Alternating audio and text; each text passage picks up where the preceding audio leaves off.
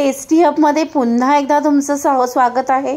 आज आपण बघणार आहोत कच्च्या केळ्यांची कापं। कच्च्या केळ्यांना छान असं सोलून लांब आकारामध्ये कट करून घ्यायचे। त्यानंतर त्यामध्ये आपण मसाले ॲड करूया।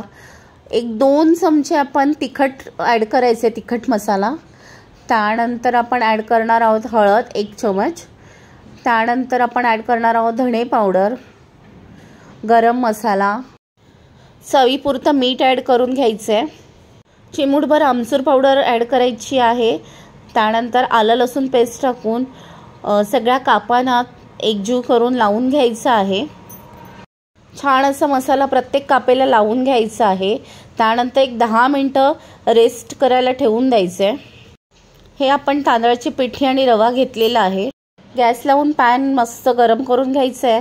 त्यानंतर मॅरिनेट केलेले जे कापा होत्या त्या छान पिठामध्ये बुडवून अशा शॅलो फ्रायसाठी ठेवून घ्यायच्या आहेत। छान असं चारी साईडने तेल टाकून घ्यायचे आणि त्याचा हळूहळू कलर चेंज होत लागला की त्याला पलटी करून घ्यायचे। बघा किती छान कलर आला आहे।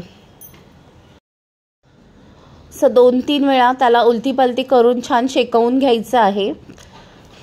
तर अशा रेडी झाल्या आहेत आपल्या केळ्यांच्या कापा। तुम्ही नक्की करून बघा आणि आपल्या चॅनलला सबस्क्राईब करा आणि कमेंटमध्ये नक्की कळवा। थँक्यू।